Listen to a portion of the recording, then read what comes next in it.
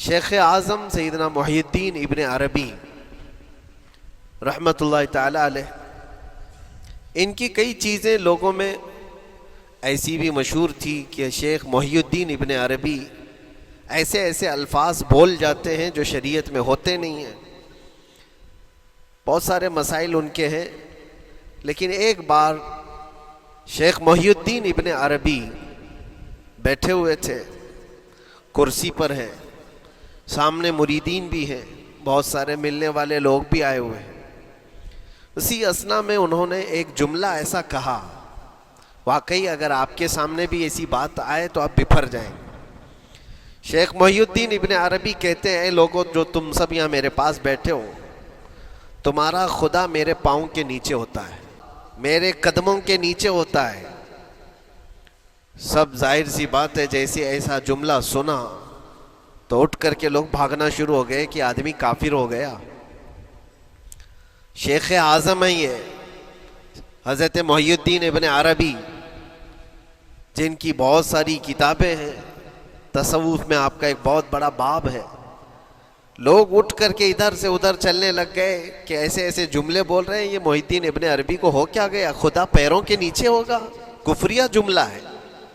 سب تو چلے گئے، دو باقی رہ گئے جو مخصوص مریدین میں سے تھے. انہوں نے کہا کہ حضور جو جملے سنے ہم کو بھی کانوں پر یہ وزن لگ رہے ہیں، لیکن کیوں کہا آپ نے ایسا؟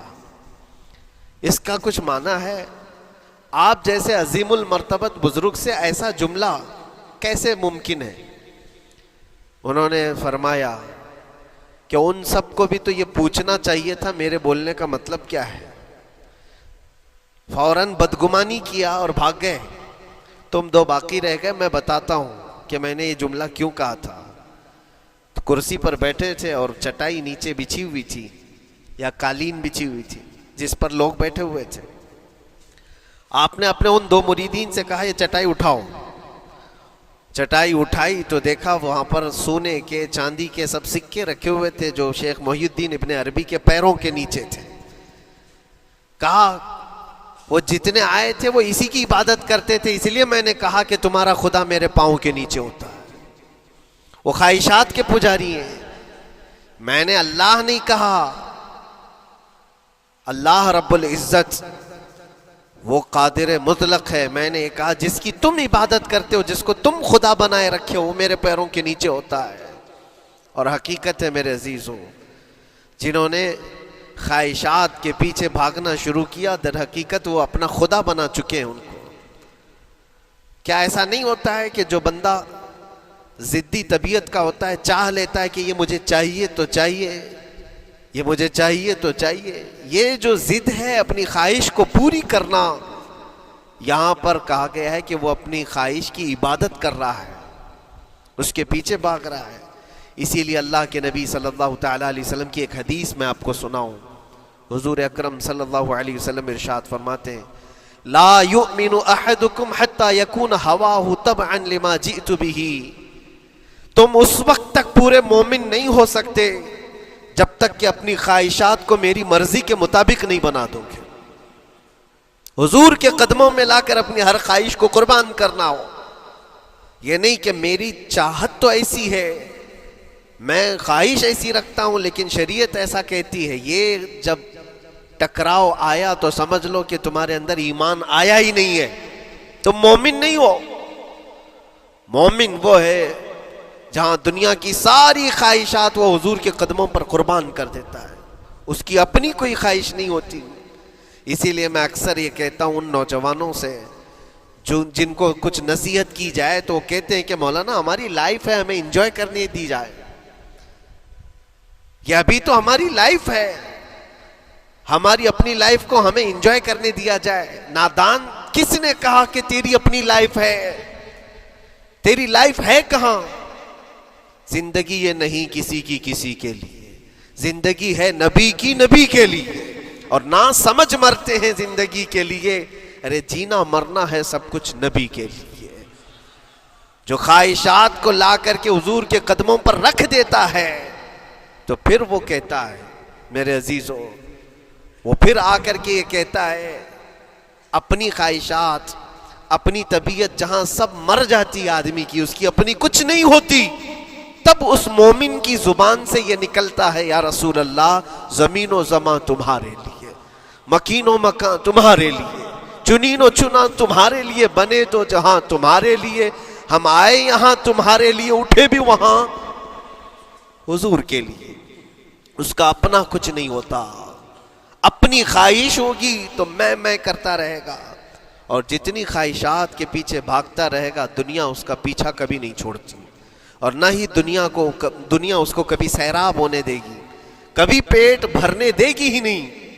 وہ بھوکا ہی رہے گا، وہ پیاسا ہی رہے گا جو دنیا کے پیچھے بھاگتا ہے۔ ایک مرتبہ سیدنا عبداللہ ابن مسعود رضی اللہ تعالیٰ عنہ غمگین بیٹھے ہوئے تھے، کسی بات کا غم ہوگا، نبی پاک صلی اللہ تعالیٰ علیہ وسلم کا گزر ہو رہا تھا، آپ نے دیکھا، حضرت عبداللہ ابن مسعود سے پوچھا کہ غم کیوں ہے، تو آپ خاموش رہے، تو اللہ کے نبی صلی اللہ علیہ وسلم نے ایک جملہ فرمایا جو آج ہم سب کے لیے سبق ہے میرے عزیزوں، فرماتے ہیں لا تکثر ہمک ما یقدر یکن، اپنے غم کو زیادہ مت بڑھا، جتنا لکھا ہے اتنا مل کے رہے گا، وما ترزق یأتک، جتنا اللہ نے رزق لکھا ہے وہ آ کر رہے گا، وہ تیرے پاس آ جائے گا۔ غم کب بڑھتے ہیں انسانوں کے؟ ہمارے اندر جو ٹینشن جس کو آپ کہہ رہے ہو، فرسٹریشن کہہ رہے ہو، یہ سب چیزیں انسان کی زندگی میں کب آتی ہیں؟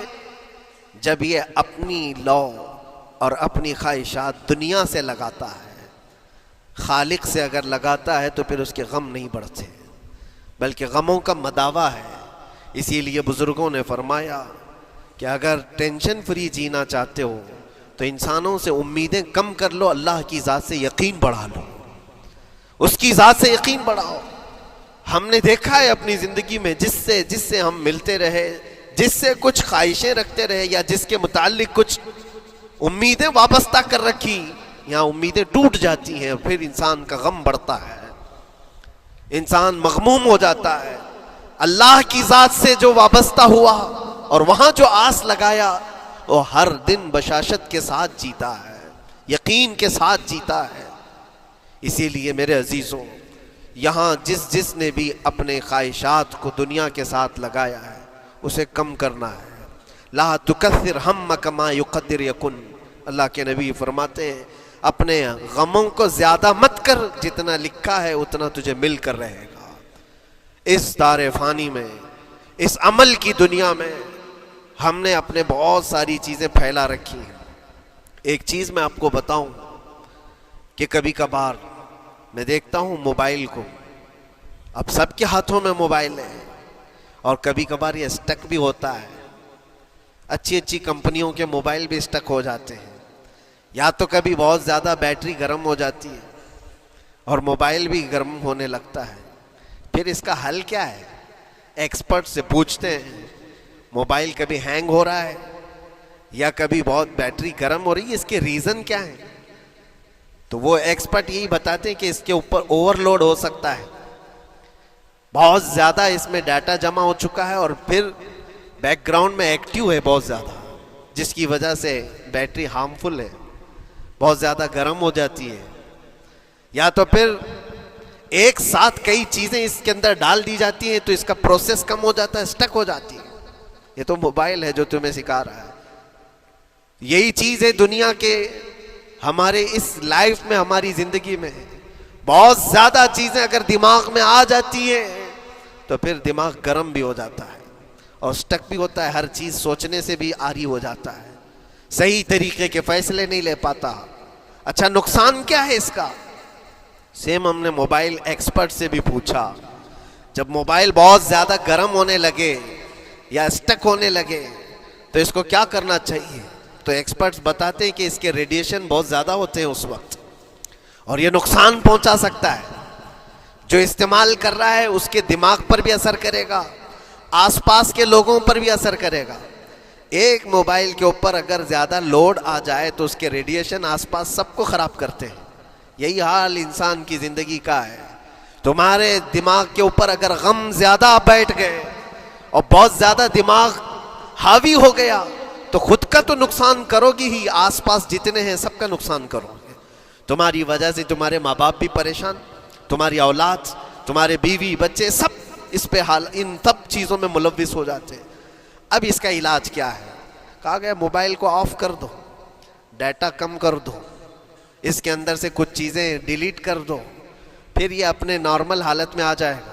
سیم آپ کے لیے بھی ہے، دماغ میں دنیا کے بہت سارے فطور بھرے ہو تو تھوڑی چیزیں ڈیلیٹ کر دو، تھوڑے دنوں کے لیے اپنی اس ایکٹیو لائف کو روک دو اور آ جاؤ اللہ کی بارگاہ میں اور آنکھ بند کر کے اس کی طرف لو لگاؤ، اس لیے کہ ہماری بیٹری جو چارج ہوگی وہ خالق کائنات سے ہی ہوگی، بنانے والا ہی بہتر جانتا ہے اس کی زندگی کس چیز سے چلتی ہے۔